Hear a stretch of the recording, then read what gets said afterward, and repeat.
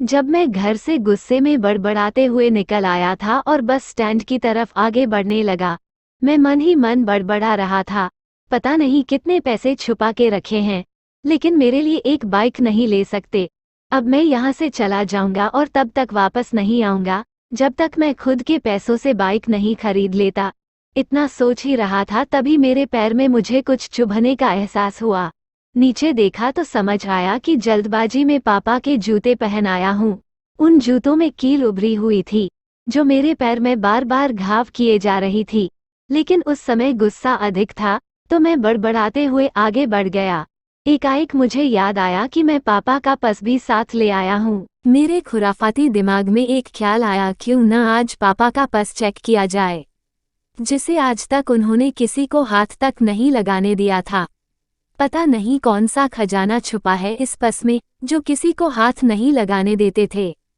जब मैंने पापा का वह पुराना पर्स खोलकर देखा तो उसमें पैसे तो नहीं मिले, लेकिन पैसों की जगह पर एक डायरी रखी हुई थी। तब मैंने सोचा, ओह, तो यहाँ खजाना छुपा रखा है। मैं समझ रहा था कि यहाँ पापा ने लिखा होगा कि किससे कितने पैसे लेने हैं और किसको कितने पैसे दिए हैं। लेकिन मैं गलत था। जब मैंने उस छोटी सी डायरी का पहला पेज खोलकर देखा तो वहां पर जो लिखा था वह थोड़ा सीरियस कर देने वाला था। डायरी में जो लिखा था उसे पढ़ने के बाद मेरे चेहरे पर जो एक्सप्रेशन थे वह गायब हो चुके थे। मुझे आज भी याद है जब मैंने पहली बार कैमरे के लिए जिद की थी, जो मेरे पापा ने मुझे 2 हफ्ते बाद मेरे बर्थडे पर ला कर दिया था, जिसे देखकर मैं बहुत खुश हुआ था। और मुझे खुश देखकर मुझसे कहीं ज्यादा अगर कोई खुश था तो वह थे पापा। अब मेरे चेहरे से गुस्सा एकदम गायब हो चुका था। जब मैंने आगे का पन्ना पलटा तो वहां पर कुछ विशेष इच्छाएं लिखी हुई थी।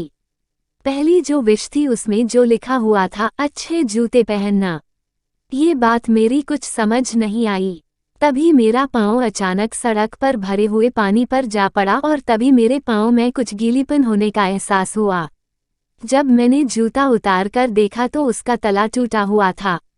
ये देखकर मुझे डायरी में लिखी बात याद आ गई। तभी मुझे माँ पापा की कई बातें भी याद आ रही थी कि कैसे माँ जब कहा करती थी पापा से, अब तो जूते पुराने हो गए, नए ले लीजिए, तो पापा अक्सर यह कहकर टाल दिया करते थे, जूते अभी और चलेंगे, अभी कुछ दिन पहले तो लिए थे। मुझे आज समझ आ रहा था कि कितने दिन और चलेंगे। साथ ही साथ यह भी समझ आ रहा था कि पापा पर्स को क्यों छुपा कर रखते थे। डायरी का आखिरी पन्ना बचा हुआ था। उस पन्ने को जब मैंने पलटकर देखा तो वहां कल की डेट लिखी हुई थी। तारीख के नीचे लिखा हुआ था 50,000 रुपये बाइक के लिए। बस इतना पड़ा और दिमाग सन रह गया। बस मेरी आंखों से आंसू चले जा रहे थे। अब मैं जल्दी से घर की तरफ भागा, लेकिन जूतों की वह कील पाँव में अब तक घाव बनाने में कामयाब हो चुकी थी। मैंने जूतों को रास्ते में ही निकाल कर फेंक दिया और भागते लड़खड़ाते हुए घर जा पहुंचा, लेकिन पापा घर पर नहीं थे। मैं समझ गया वह कहाँ थे। वाली बाइक एजेंसी की तरफ भागा। पता नहीं आज कहाँ से इतनी ताकत आ गई थी कि मैं भागते हुए थक नहीं रहा था, और वह भी बिना जूतों के नंगे पैर। जैसे तैसे मैं बाइक एजेंसी पर पहुंचा। पापा वही थे।